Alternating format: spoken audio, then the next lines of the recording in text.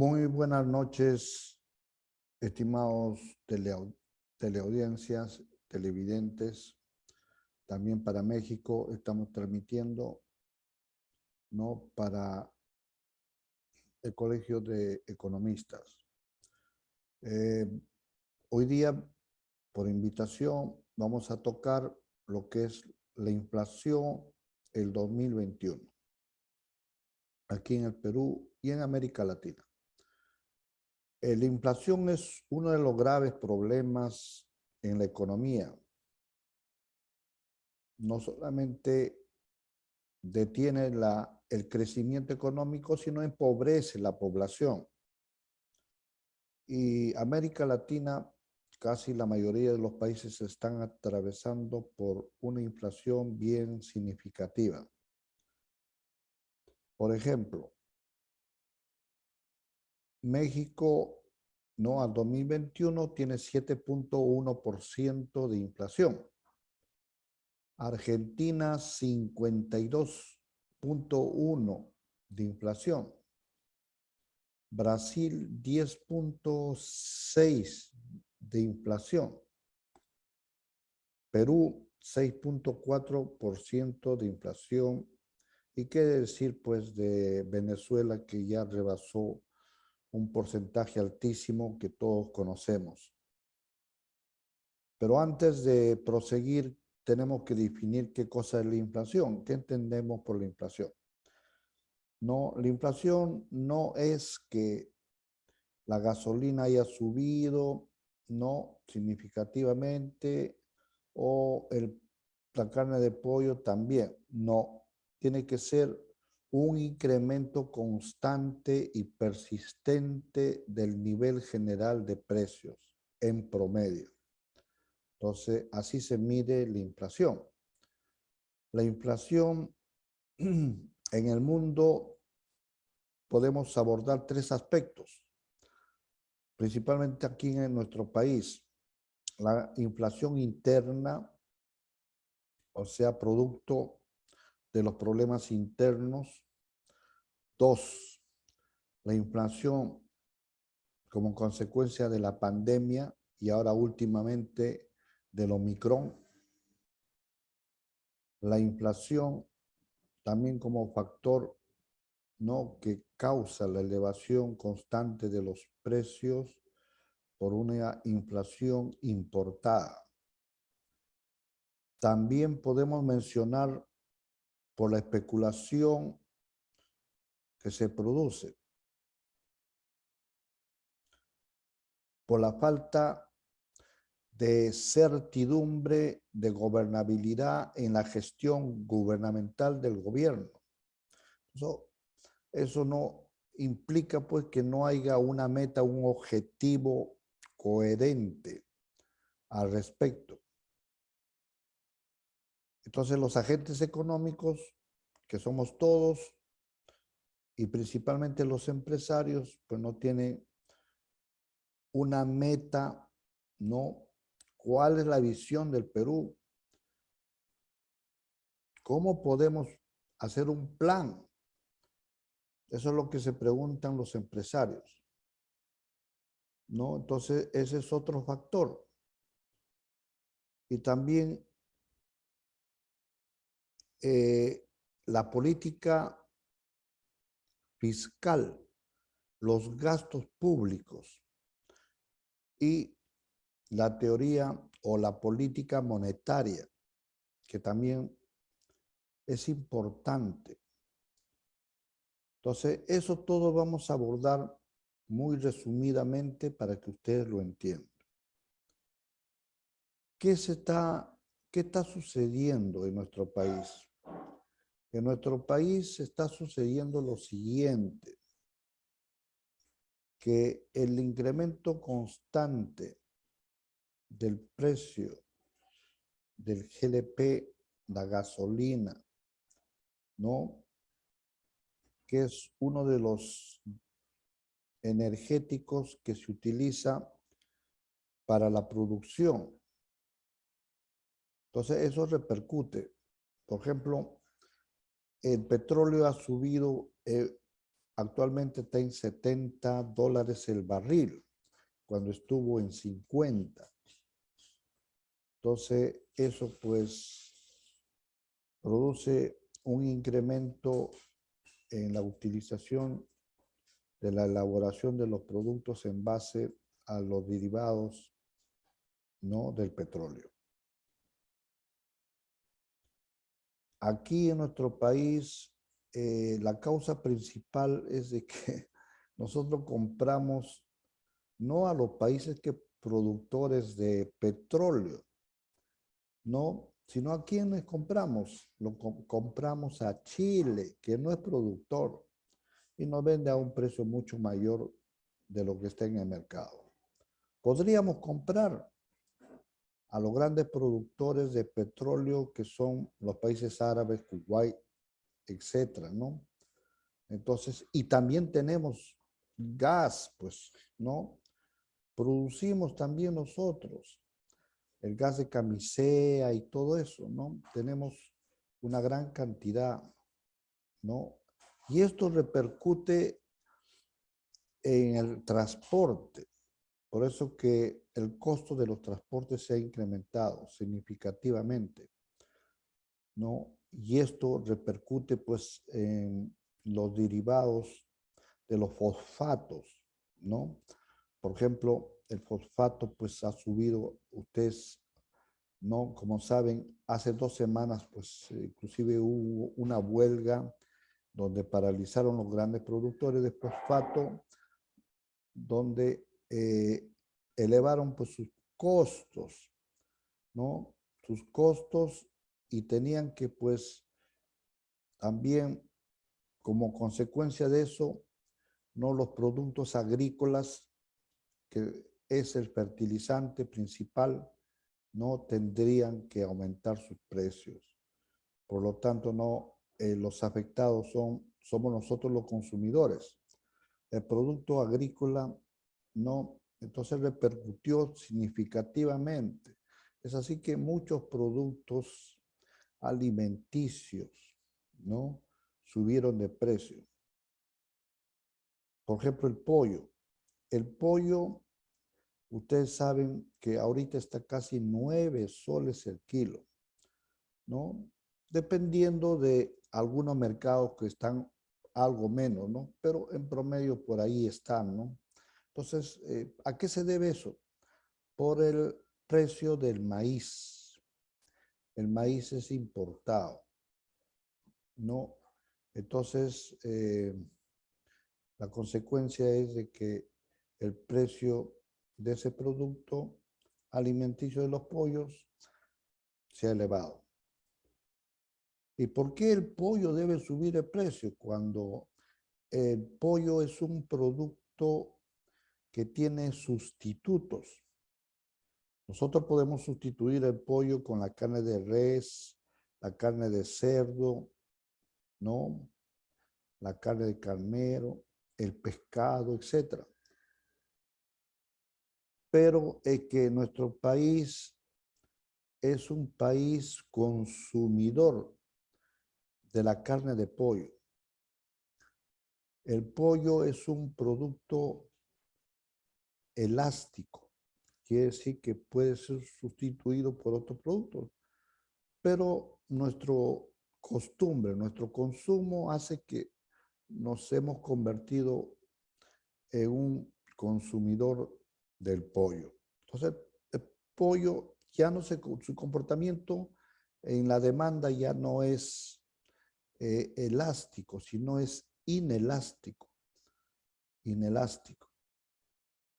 ¿no? Entonces, eso pues repercute en el productos de lo que consumimos alimenticios.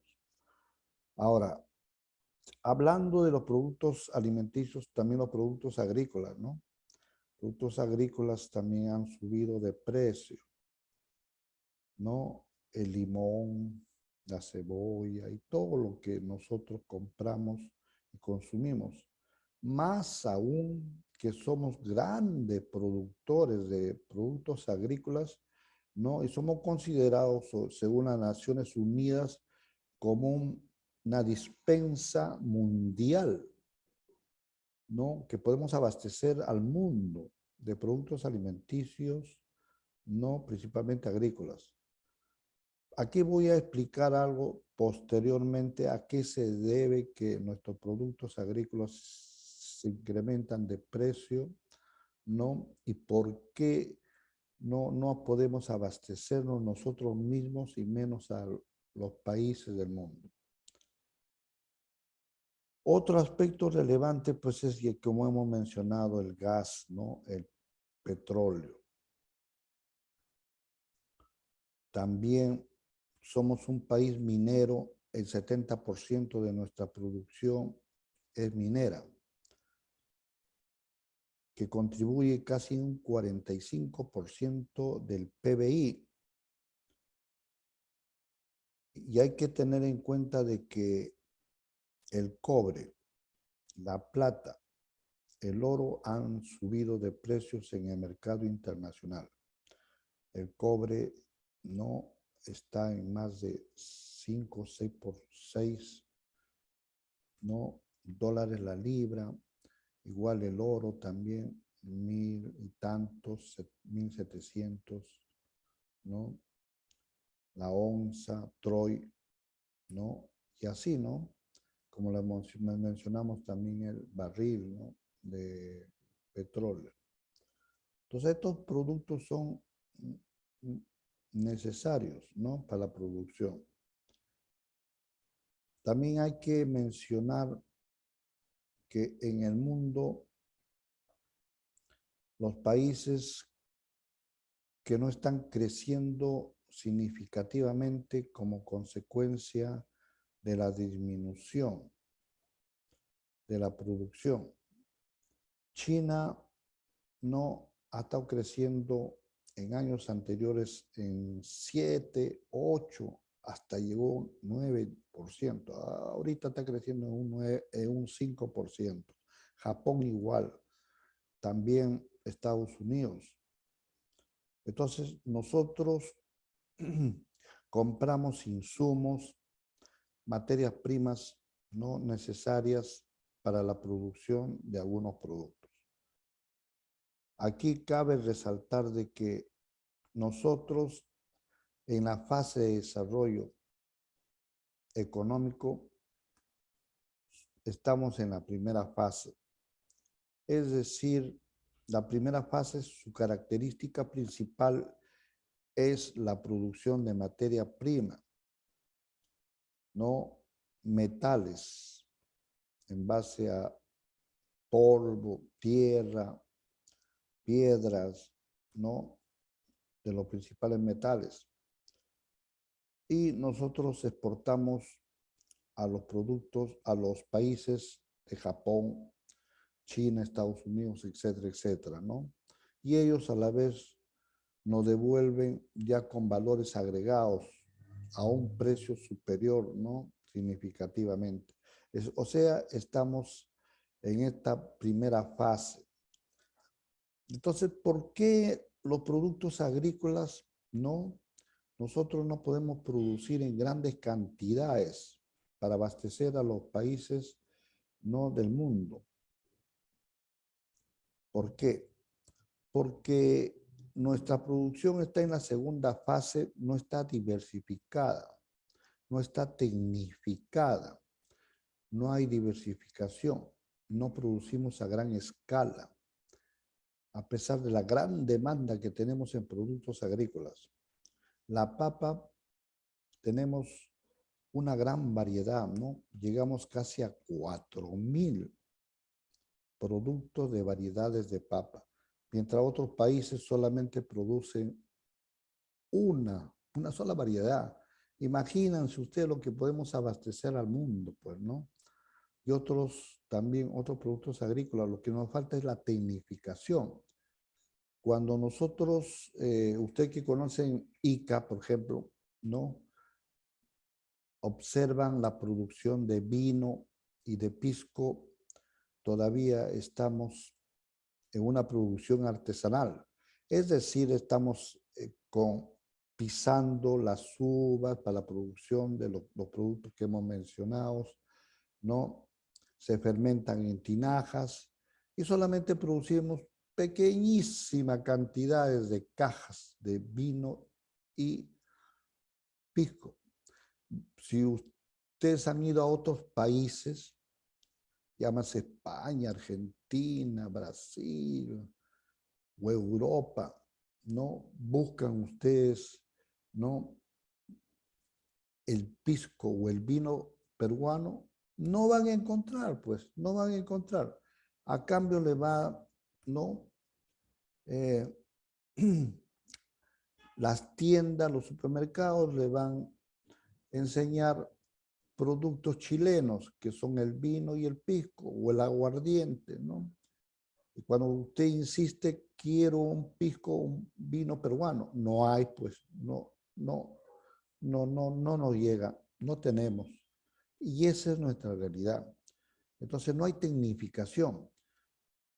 Para producir grandes cantidades de productos de gran demanda como tenemos nosotros, ¿no? En productos de tubérculos, cereales y verduras, frutas, camu camu, aceitunas, papaya, ¿no? Piña, etcétera, de gran demanda en otros países y donde en otros países el precio es bien elevado de las frutas, aquí pues gozamos de un precio bien bajo, ¿no? Entre comillas.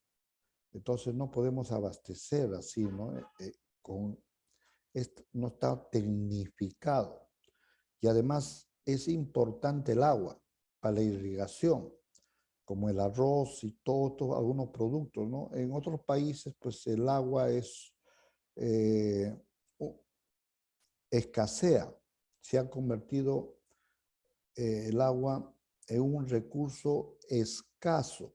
Es así que en el mercado no de la bolsa se cotiza ya el agua, no por su escasez. Aquí todavía tenemos no abundancia, entre comillas, el agua, que pero tenemos que cuidarlo. Y es necesario para la producción agrícola, ¿no? En este caso, la producción agrícola tiene que tecnificarse y crea también empleo, comunidades, cooperativas, ¿no? Importantes para la producción y los ingresos y el empleo de grandes cantidades de personas que se dedican al aspecto agropecuario, ¿no? Y pesquería también, o el aspecto de las truchas, etcétera, etcétera. Entonces, ese es uno de que no podemos. Entonces, se elevan nuestros costos, se elevan. Ya les he explicado, ¿no? De los fosfatos, todo eso se eleva. Por eso que el producto de agrícola está muy por encima, ¿no? De los 5% de elevación de precios en el año 2021. Ahora, en la minería nos damos el lujo de cerrar empresas mineras. Se han cerrado 4, una más, ¿no? 5, ¿no? Está bien, tenemos que tener cuidado con el medio ambiente, con la contaminación, pero también si nosotros le ponemos investigación, énfasis a la producción minera, ¿no? Nosotros somos grandes productores de metales. Por ejemplo, hace poco, no, creo que un mes más o menos, los que conocen para ir a Huancayo o pasar por la Oroya, Morococha. Morococha no ya ha desaparecido entre comillas, ¿no? Porque todo ese pueblo está la producción de cobre que es Toromoche. Entonces, la empresa que ha adquirido eso ya bastante tiempo han construido viviendas para que el pueblo se traslade a otra zona y se pueda producir en grandes cantidades, no de metal, el cobre, el zinc y otros metales, dando también empleo, ¿no?, a el pueblo de Morococha. Claro, no a todos, ¿no?, pero lo necesario y van a tener mejor vivienda. Igual con las bambas también, ¿no? Y así, por ejemplo, Cajamarca, que nosotros conocemos Cajamarca, ustedes también conocerán Cajamarca, es un valle hermosísimo. Ustedes saben por qué el Inca, ¿no?, el último Atahualpa, ¿no?, cuando le pedían los españoles, su ambición era pues de tener oro, ¿no? Atahualpa, para Atahualpa no era, pues no, era ridículo el pedido de los españoles porque sabía que en Cajamarca pues abundaba el oro a discreción, como lo es hasta ahora, ¿no? Y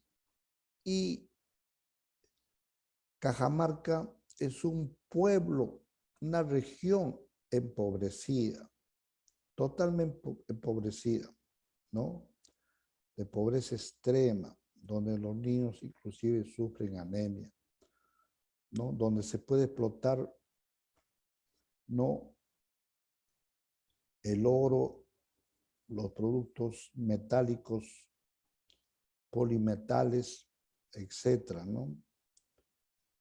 Los valles que son hermosísimos y extensos en Cajamarca, ¿no? Entonces, pero ¿cuáles son las principales características para producir metales sin contaminar? Ustedes saben que en Japón han descubierto y producen insumos para disminuir la contaminación, no de los productos de la explotación de los minerales, ¿no? Eso no nos dicen a nosotros, no nos comunican, no nos informa. ¿Cuáles las tres importantes características que debe tener una explotación minera? ¿No? Lo principal es de que el pueblo, uno, el gobierno, dos, y las comunidades. Los tres estamentos deben estar de acuerdo para la explotación, no de yacimientos mineros, y también la investigación, importantísimo, ¿no?, en el sector minero, para evitar la contaminación del medio ambiente, los relaves, etcétera, etcétera. Entonces, eso haría pues que nosotros produzcamos y también se genera empleo tanto en el sector agrícola, que ya lo hemos mencionado, como en el sector no minero. Entonces, son aspectos importantísimos que no se hacen, ¿no? Entonces, esto pues al no ser operativo, no implica pues una disminución de empleo, de producción, y esto repercute pues en la divisa, que es el dólar.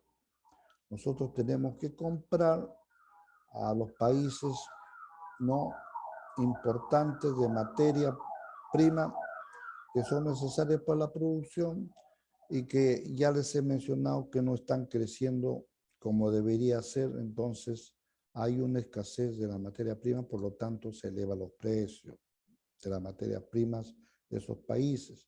Si hay una escasez, ¿no?, los precios son mayores y estos se elevan para los productos que nosotros producimos.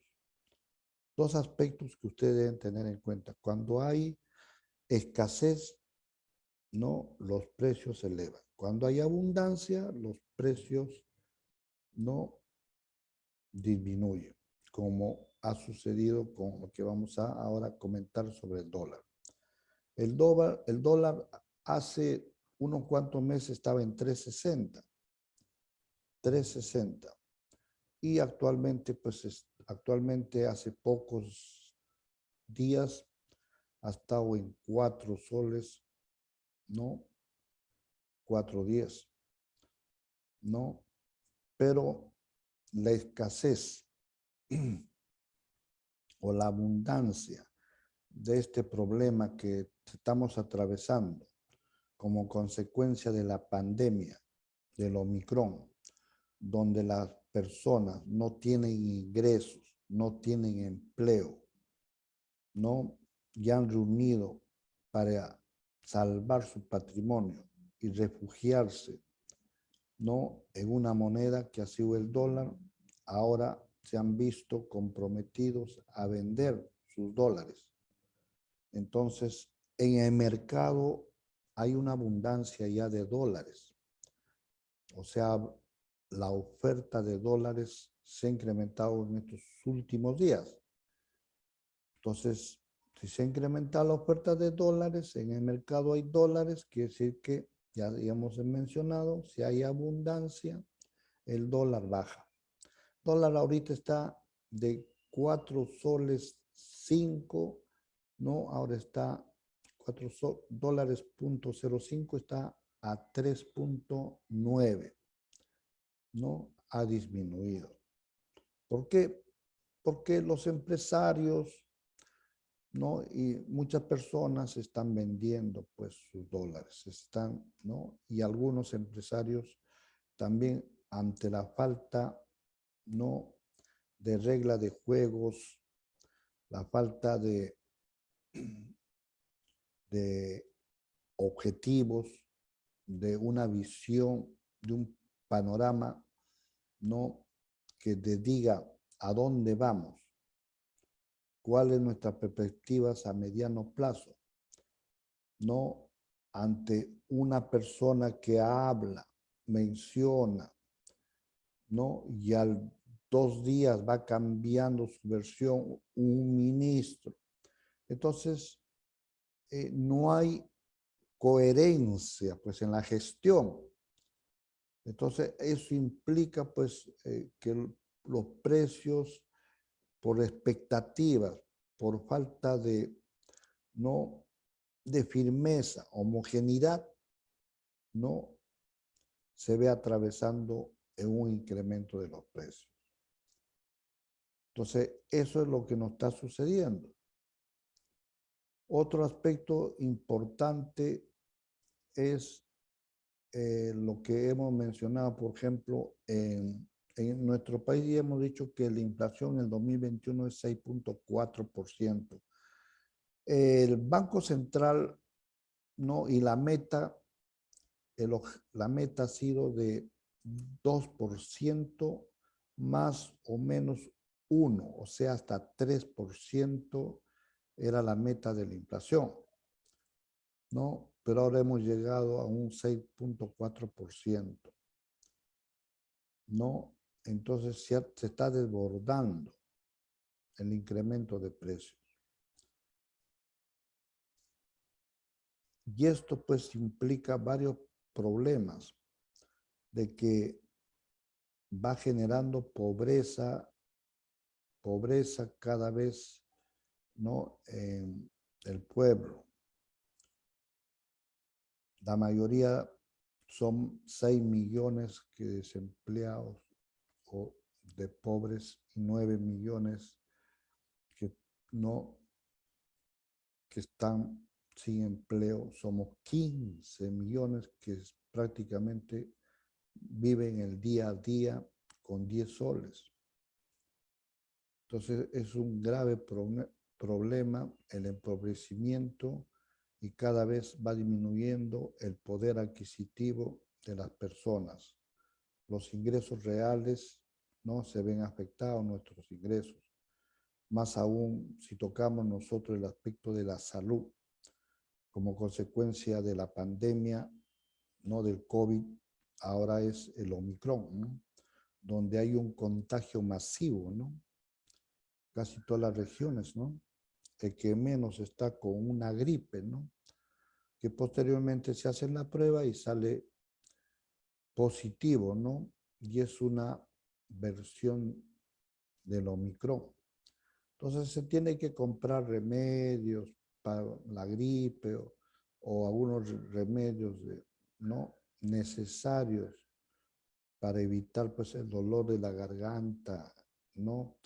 Lo que está túpido, la nariz para poder respirar, dolor de cabeza y otras enfermedades que se han incrementado en nuestro país, la diabetes, ¿no?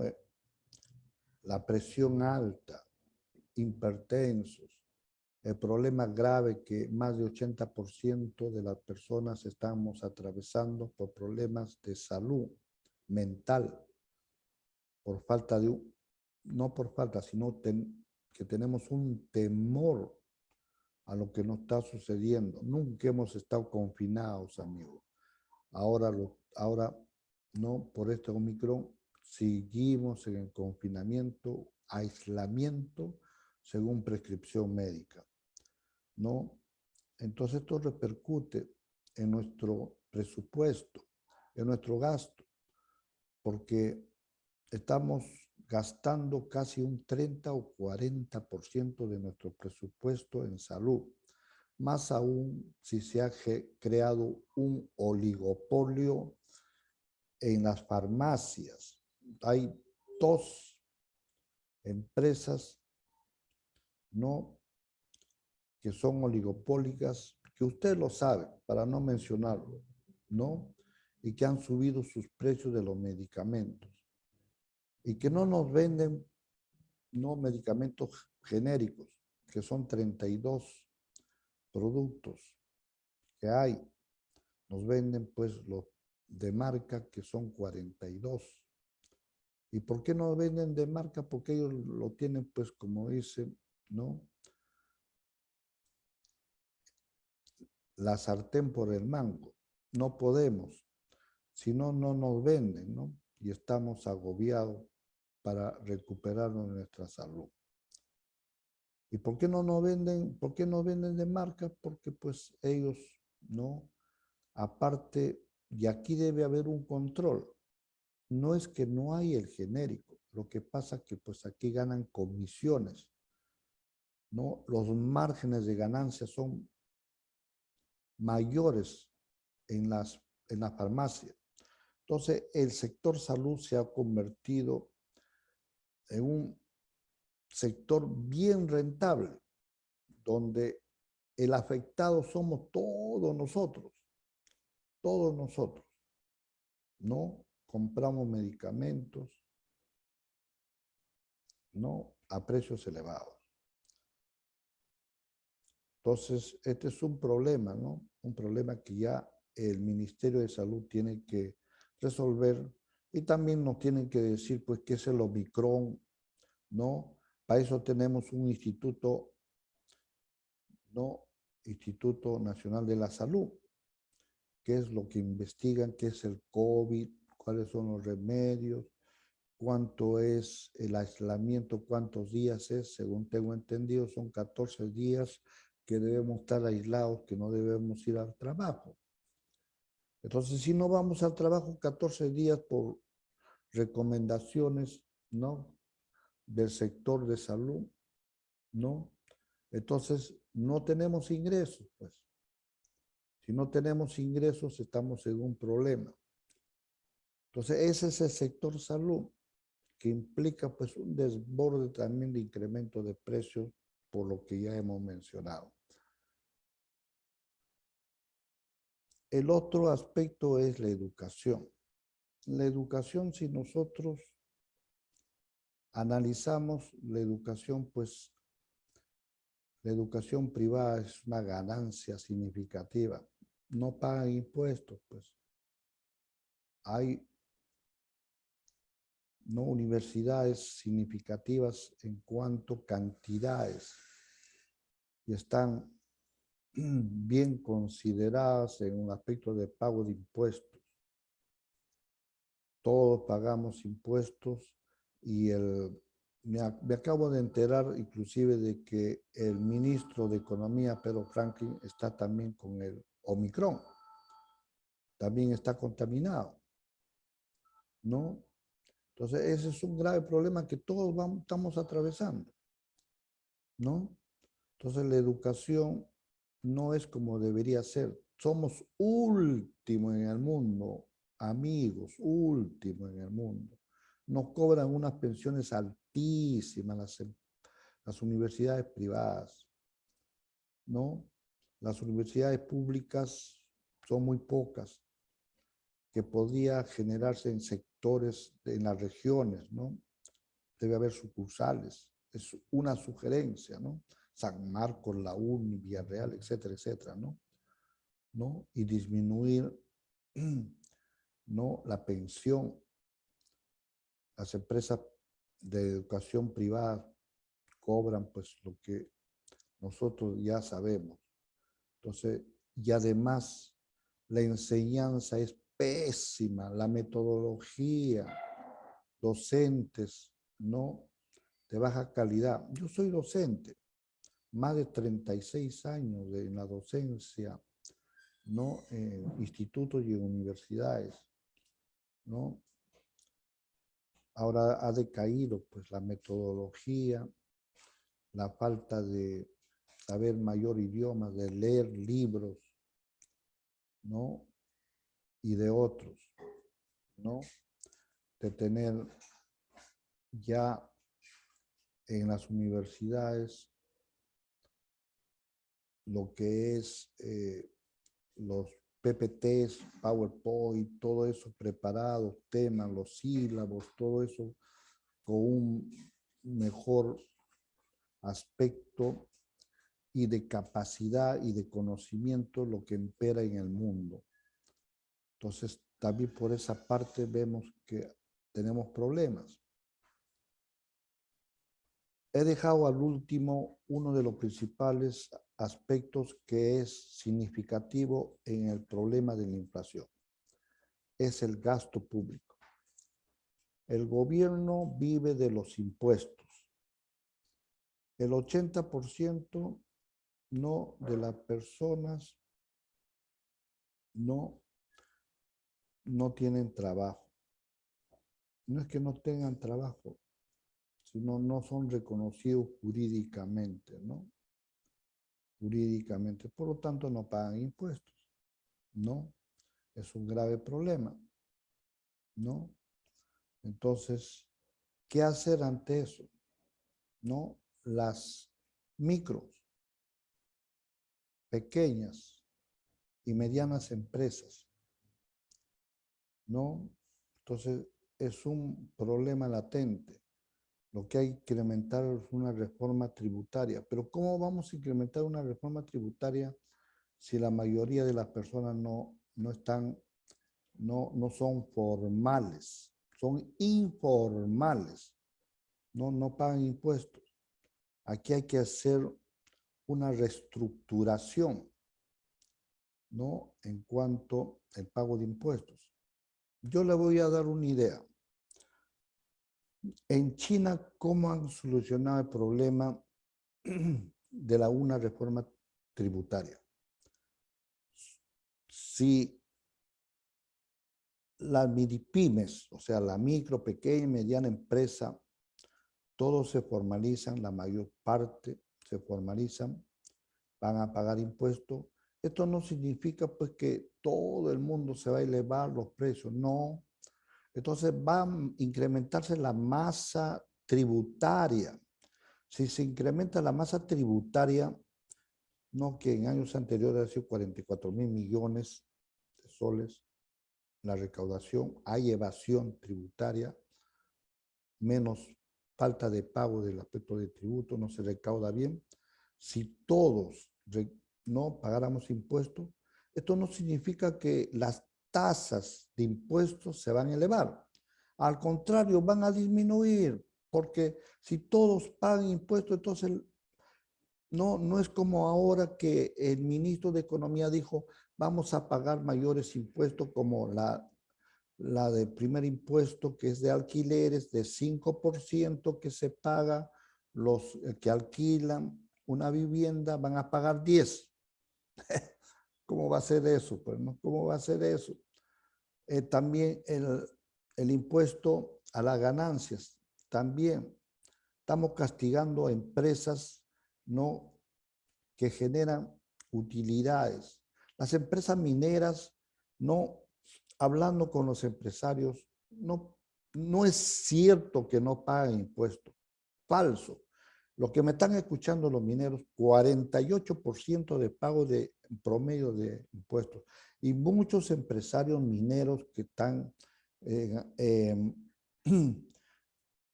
Trujillo, en Piura y en otros sitios, se están marchando a otros países como el Ecuador, ¿no? Porque no hay incentivos, no hay facilidades para poder trabajar. Entonces, si se va a generar una mayor masa tributaria, entonces el impuesto tiene que disminuir, pues, ¿no? Hay mayor contribuyentes, entonces las tasas de impuestos van a bajar, ¿no? Igual va a suceder con el pago del impuesto a las utilidades, que es 29.5%, casi 30%, ¿no? Puede bajar, ¿no? Igual lo de honorarios, del pago del impuesto de quinta categoría y el impuesto mayor que todos pagamos, todos, el IGB, habría que analizar también, ¿no? Una vez yo me acuerdo que PPK iba a disminuir la tasa de impuestos de 18% en 1% menos cada año, ¿no? Eso habría que revisar, porque si hay más contribuyentes, no necesariamente tenemos que elevar los impuestos, al contrario, habrá que disminuir, ¿no? Porque no hacemos eso y gastamos, ¿no? El Estado gasta, ¿no?, en gastos corrientes, en subsidios, ¿no? Estamos subsidiando los bonos. ¿Por qué no le enseñamos a las personas, como hay un adagio chino, antes de darle pescado, mejor enseñarle a pescar? Claro, lo que todo el mundo deseamos, y los jóvenes principalmente, que hay un alto porcentaje de 5, ¿no?, jóvenes, hay uno que está desempleado. Ahora hay 2, creo, todavía. Están desempleados, pateando lata. Ellos son los que necesitan empleo, ¿no? Entonces, ese es un problema gravísimo. El IGB, entonces, también hay que revisar, es el de mayor contribución de 18, ¿no? La municipalidad se lleva 2 y la SUNAT se lleva 16%. Entonces, habría que revisar. O sea, todo lo contrario a lo que afirma el ministro de Economía estoy mencionando. Todo lo contrario. Entonces, el gasto público, a estar subsidiando bonos, y no sabemos, muchos se quejan que no me toca, vivo en el cerro, no he recibido mi bono, etcétera, etcétera. Ese es un cuento ya que nunca acabar, ¿no? Entonces, si hay subsidio, cada vez más gastos, ¿no?, que el Estado no tiene, no genere mayores impuestos, entonces tenemos que endeudarnos. Al endeudarnos se genera un déficit fiscal. Entonces, por ese lado, el déficit fiscal y el endeudamiento no genera, pues, una falta de recursos, lo cual se eleva, pues, y eso afecta también al incremento de los precios en promedio. ¿Ustedes saben cuánto es la deuda, ¿no?, que nos generó con Vizcarra, ¿no?, y con la señorita Alba? 7.600 millones de dólares en bonos soberanos. Hay un bono soberano de 100 años. ¿Y ustedes saben cuánto es la comisión que se gana por eso?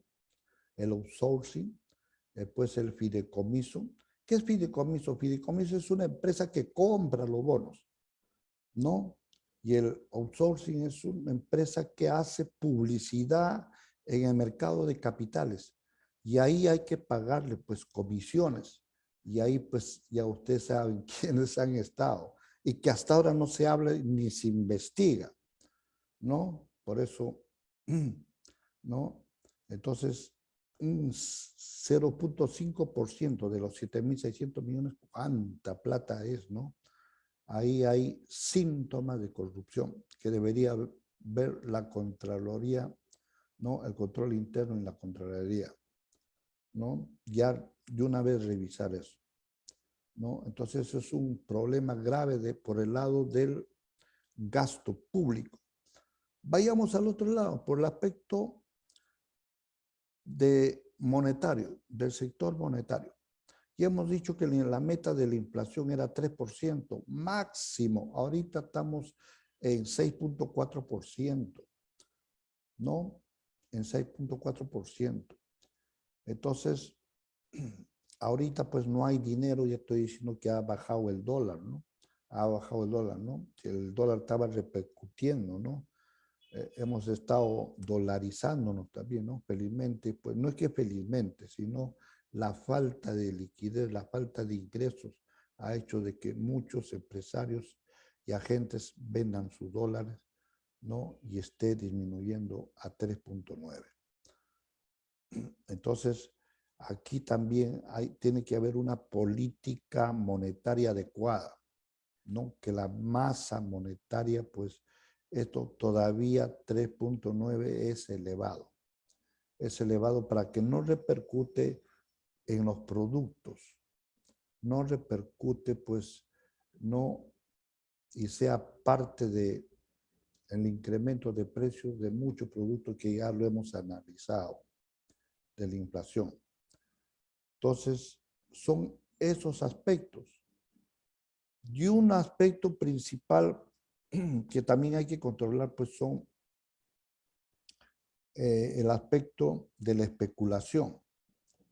La especulación, cuando hay confianza para los empresarios, ¿no? Cuando hay confianza de parte de una buena gestión de gobierno, entonces hay un buen manejo, no se suscita esto, lo que le voy a explicar. ¿Qué hacen los empresarios ante una falta de regla de juego claro? ¿No? Se adelantan sus precios, sus costos, ¿no? Para no descapitalizarse. Ojo, ellos se adelantan, del próximo mes dice, va a elevarse los precios y yo voy a comprar a un precio mayor. Entonces mejor elevo ahorita mis precios para no descapitalizarme posteriormente. Elevo mis precios, ¿no? Entonces ese es un problema, ¿no? Que de falta de confianza que repercute.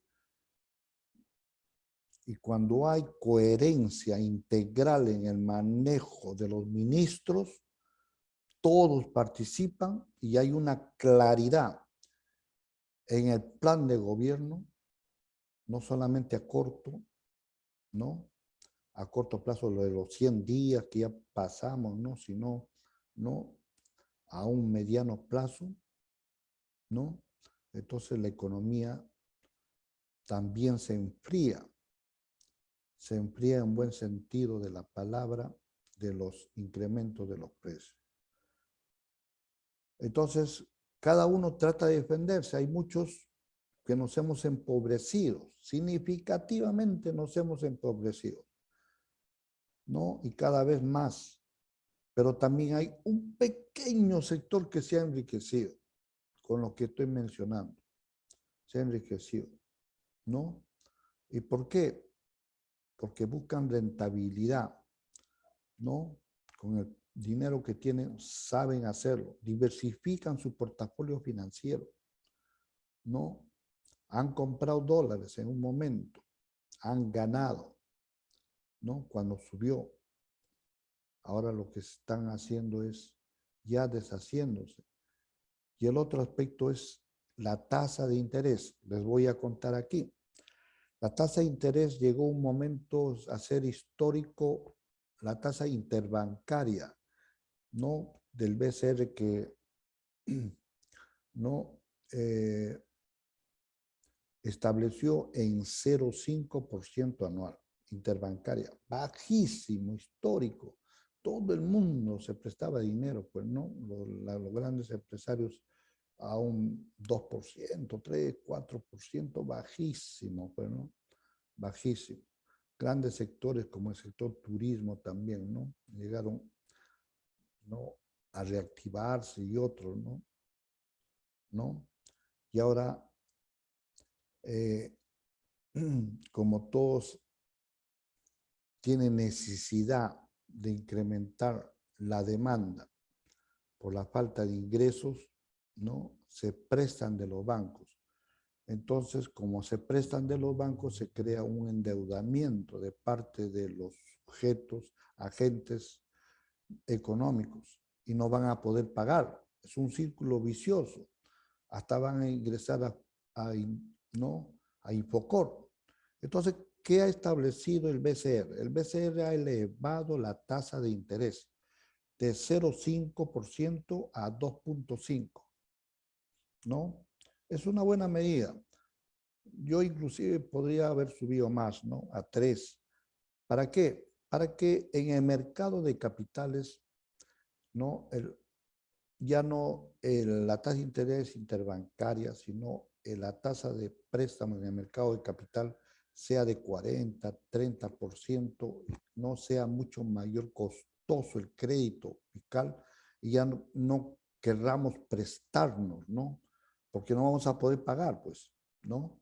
Entonces, por ahí se detiene, ¿no?, a incrementarse la demanda y pueda subir los precios. Es una medida para contener la inflación por el lado de la política monetaria. El otro aspecto, ya para finalizar aquí, lo que está sucediendo en nuestro país, es de los criptomonedas. En criptomonedas, el Bitcoin, lo que saben, como sabemos nosotros, el criptomoneda no está controlado ni manejado por el BCR, ¿no? Esto está fuera, ¿no?, del alcance. Y hay mucho que en anteriores meses han estado comprando Bitcoin, vendiendo Bitcoin, y esto ha generado pues también un incremento de la liquidez, ¿no?, de la liquidez y de la ganancia de las personas que sí tienen poder, ¿no? Entonces aquí también hay que haber un control de las criptomonedas. En el mundo también esto está afectando, ¿no?, que está fuera del control de los bancos centrales.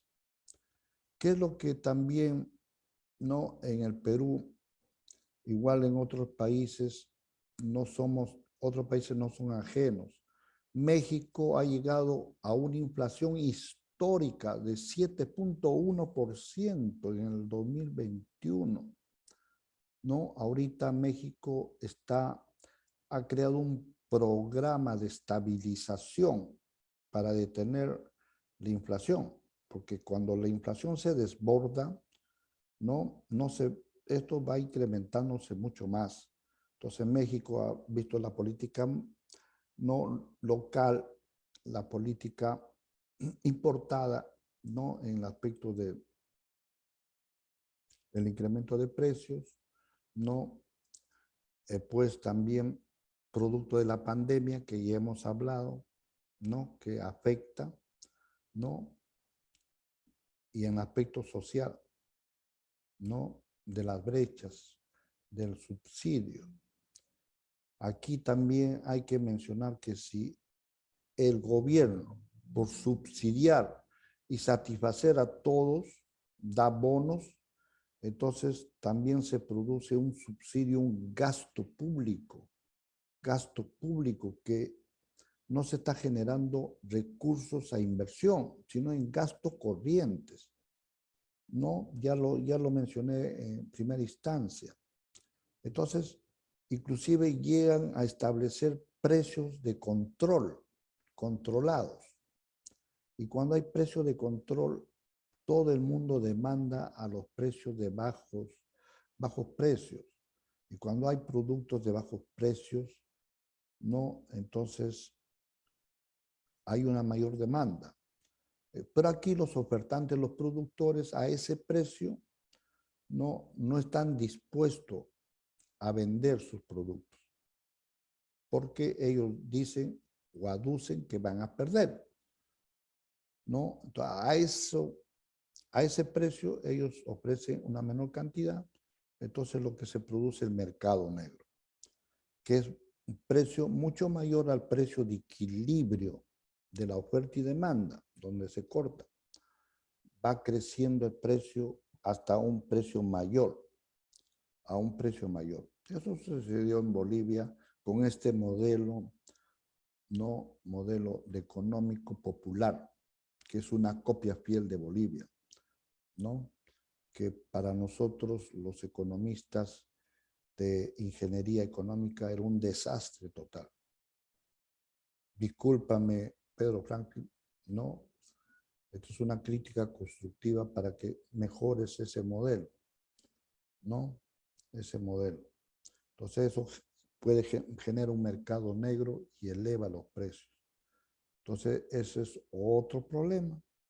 Entonces estábamos hablando de México, que está haciendo pues todo un programa que nosotros necesitamos con la participación no solamente del ministro de Economía o del BCR, sino de todos los sectores. Tenemos que tener pues ya no una segunda fase de desarrollo económico, ¿no? De la diversificación de nuestra producción, la tecnificación para el aspecto agrario, sino una tercera fase de una tecnología con innovación y conocimiento. Estamos en una era, estamos en el siglo XXI, donde hay la inteligencia artificial, ¿no?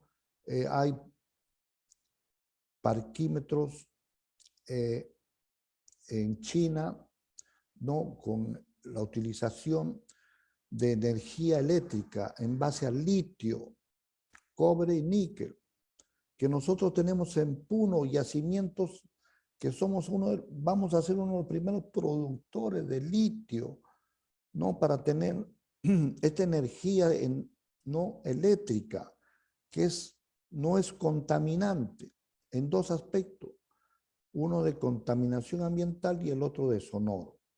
Chile ya lo está haciendo, ¿no? Su parque automotriz. Aquí todavía hay carros automóviles de 20 años que están recorriendo botando humo, ¿no? Contaminando con el monóxido. Estamos destruyendo nuestro medio ambiente. También nos falta para generar empleo de una economía horizontal, donde botamos pues contaminantes en determinadas zonas en el océano, más de 8,000 toneladas ¿no? de productos desechables, contaminados totalmente, a llegar a un 4%, a una economía circular, ¿no? Una economía circular, donde se transforman los productos que se contaminan. En otros países, pues, los plásticos se convierten en asfalto, en la India, ¿no? Después, también no hay tierra, o para no contaminar el medio ambiente en el aspecto agrícola, no la hidroponía. No se utiliza pues los insecticidas, los plaguicidas, etcétera, y son más saludables los productos, ¿no?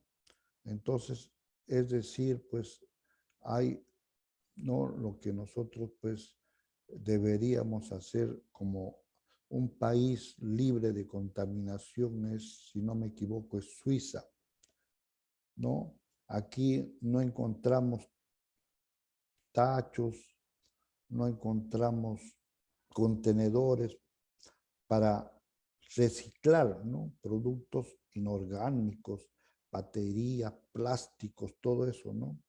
¿No? Para reciclar y producir eso, convertir y generar empleo. Generamos empleo, amigos, generamos empleo, ¿no? De todo eso que botamos y que estamos contaminando el medio ambiente, ¿no? este verano va a ser caluroso, la capa de ozono ya está destruido, ¿no? Que nos protege del sol, ¿no? También de los animales que se están, ¿no? La biodiversidad, la forestación, ¿no?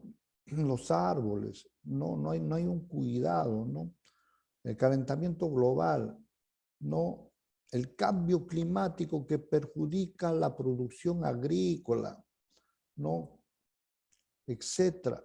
Podríamos ahí también analizar y vamos a dejar para otra ocasión este aspecto. Entonces le está diciendo que México 7.1, Argentina 52.1 de inflación, una de las más altas y con, no, se está incrementando y va a llegar a 60% ya de una hiperinflación. ¿Qué pasa con Argentina? Que lo han puesto el peso argentino con el dólar, ¿no? Y como están gastando pesos, tienen la necesidad de comprar más dólares. Y como tienen la necesidad de comprar más dólares, el tipo de cambio del dólar va subiendo y prácticamente su economía no se ha convertido, se ha dolarizado. Y aquí también tiene que crear un programa urgente, si no esto se va a desbordar en Argentina. Después, en Brasil, ya les dije que hay un incremento de precio del 2021 en 10.6. Es decir, casi toda América Latina y Venezuela, pues ya desbordó, ¿no? Ya sabemos, ya ni para qué comentar Venezuela, ¿no? Está en una hiperinflación, ¿no? Entonces es un problema de gasto fiscal y el aspecto monetario. Bueno, amigos, con esto, ¿no? Se tiene que muy bien programar una reunión entre los ministros, no solamente el ministro de Economía que está, le deseamos que se recuperen su salud, ¿no? El premier, ¿no? También aquí es un trabajo en equipo, no es un trabajo por cada sector, en equipo, todos, todos contribuir, ¿no?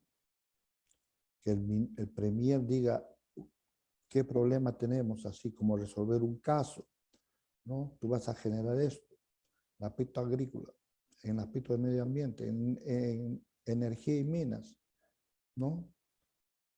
En todo esto, en las minipymes, en la generación de empleos, ¿no? Y así, todos, en educación, en salud, tenemos que detener el Omicron, ¿no? Que está contagiando a todo el mundo, ¿no? Contagio. Todos van a estar con descanso de 14 días, ¿no? No va a haber trabajo, es decir, ¿no? Entonces no se puede perder, pues, el desbordar lo que hemos mencionado. Gracias, amigos, ¿no? Por todo esto, ¿no? Y esto fue dado también para el Colegio de Economistas de México, ¿no? Que nos invitó para esta exposición, una charla sobre la inflación. La inflación tiene muchas causas y las medidas que se deben aplicar, ¿no? Aquí no hay ideología ni de izquierda ni de derecha, ¿no? Sino por el bien del país. Nadie puede decir que por la maquinita que generamos la emisión monetaria, ¿no? Está generando esa inflación, como dice Milton Friedman, ¿no? De la escuela de la Universidad de Chicago, ¿no? Es un conjunto, ¿no? Que afecta, sí afecta, ¿no? La emisión monetaria, ¿no? Y eso no debe deslumbrarse, ¿no? Entonces, por el lado ideológico de la izquierda también un manejo mesurado, ¿no? No se puede dar a todo el mundo satisfacer, ¿no? ¿No? Que todos tengan una igualdad y todos tengan bonos, ¿no? Subsidios. No es así, pues. Ya no existe eso, ya no existe eso, ¿no? Ni China. China es un modelo ideológicamente es comunista de la izquierda, pero en la práctica, ustedes lo saben, no tiene un modelo económico de mercado que capital. Vende a todo el mundo, ¿no? Vende a todo el mundo. Entonces, desde la caída del muro de la muralla de Berlín, se acabó todos estos aspectos ideológicos. Lo que nos queremos es un modelo donde debe imperar la tecnología, el conocimiento, la innovación. Eso es lo que está imperando en el mundo. Debemos estar innovando cada vez más, con grandes conocimientos en todos los sectores. No podemos estar atrasados, amigos. No podemos estar atrasados. No podemos estar en una primera fase. ¿No? Bueno, hasta aquí ya me pasé algunos minutos. Gracias por no haber escuchado esto. ¿No? Esto va a ser pasado en YouTube. ¿No? Me despido de ustedes deseándolos lo mejor. ¿No? Lo mejor, y que, como dijo un ministro, ¿no? Premier dijo que Dios nos ayude. Aquí, aparte diremos que Dios nos ayude, sino que nosotros que somos peruanos y siempre hemos tenido grandes oportunidades y nos hemos valido por nosotros mismos, eso es lo que queremos. Queremos no emprendedores, queremos personas pensantes, personas que cambiantes y personas que no sean corruptos, y cambiar el sistema de la corrupción, que es una pérdida social de recursos que genera inflación. Ojo, no lo había mencionado tanto porque eso nos llevaría bastante tiempo y que lo haremos otro día. Gracias.